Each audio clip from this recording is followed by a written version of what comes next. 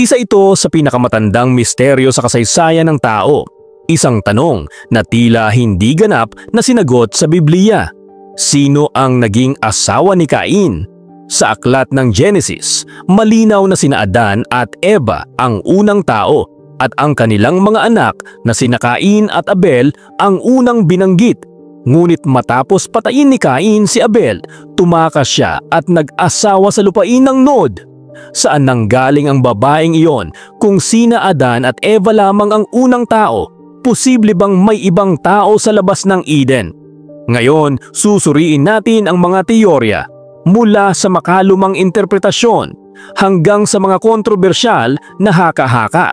Sa Genesis 4, 16 hanggang 17, mababasa, umalis si Cain mula sa presensya ng Panginoon at tumira sa lupain ng Nod sa silangan ng Eden. Doon ay nakilala niya ang kanyang asawa.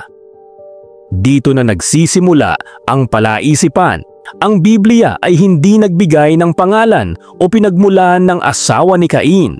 May mga nagsasabing siya ay isa sa mga kapatid na babae ni Cain, isang anak din ni Adan at Eva na hindi lamang binanggit sa unang yugto ng kuwento.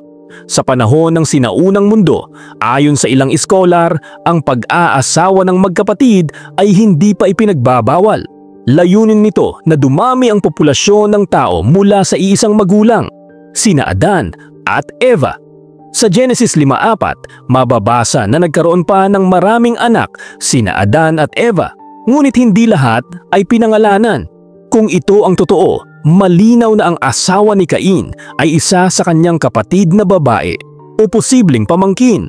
Ngunit may iba pang pananaw na mas misteryoso na bago pa man nilikha sina Adan at Eva, maaaring may ibang nilalang o tao na ginawa ng Diyos sa ibang lugar. Kung totoo ito, maaaring ang asawa ni Cain ay mula sa ibang lahi ng tao na hindi direktang anak ni Adan. May ilan pang haka-haka na posibleng ito ang mga ibang bansa na binanggit sa ibang bahagi ng lumang tipan. Ayon sa gap theory, may malaking pagitan ng panahon sa pagitan ng Genesis 1:1 at Genesis 1:2. Sa pagitan ng panahong iyon, maaaring may ibang sibilisasyon na umiral at nawasak. Kung ganoon, posibleng isa sa mga natitirang tao mula sa naunang sibilisasyon ang naging asawa ni Cain. Bagamat hindi ito hayagang tinutukoy ng Biblia, ginagamit ng ilang teologo ang teoryang ito para ipaliwanag ang mga ibang tao sa labas ng pamilya ni Adan. Sa Genesis 6, mababasa ang tungkol sa mga anak ng Diyos na pumili ng mga asawa mula sa anak ng tao. May mga nagsasabing ito ay mga nilalang na espiritual o anghel na bumaba at nag-asawa sa mga tao. Kung iuugnay dito, may posibilidad na ang asawa ni Cain ay may halong kakaibang pinagmulan, isang hybrid ng tao at nilalang mula sa langit. Ang salitang Nod ay nangangahulugang paglilibot o wandering.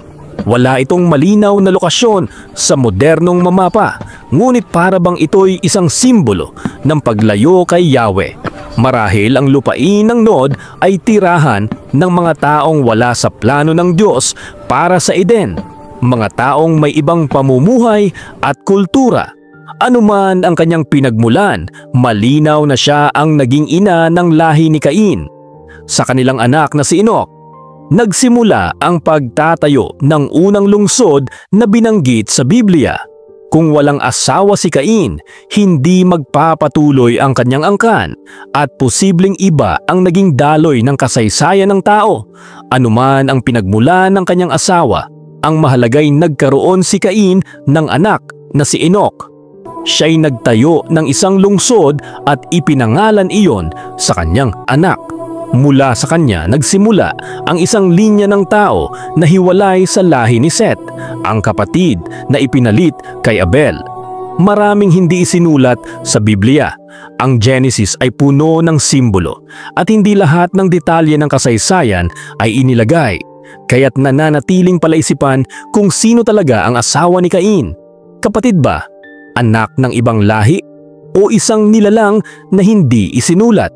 Sa huli, ang kasagutan ay maaaring hindi natin lubos na malaman hanggat ay hindi natin nakikita ang kabuuan ng plano ng Diyos. Ngunit isang bagay ang tiyak. Ang kwento ni Cain at ng kanyang asawa ay nagsisilbing paalala na kahit sa kasalanan at sumpa, nagpatuloy ang buhay.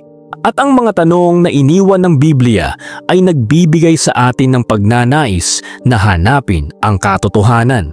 Kung nagustuhan mo ang video na ito, huwag kalimutang i-like, i-subscribe ang Charlie Stories at i-share para mas maraming makaalam ng mga misteryo at kwentong di pangkaraniwan. Suportahan mo na rin ang ating growing community ng mga mahilig sa kwento at history. Maraming salamat sa panonood dito lang sa Charlie Stories, kung saan ang bawat kwento ay may lihim na naghihintay tuklasin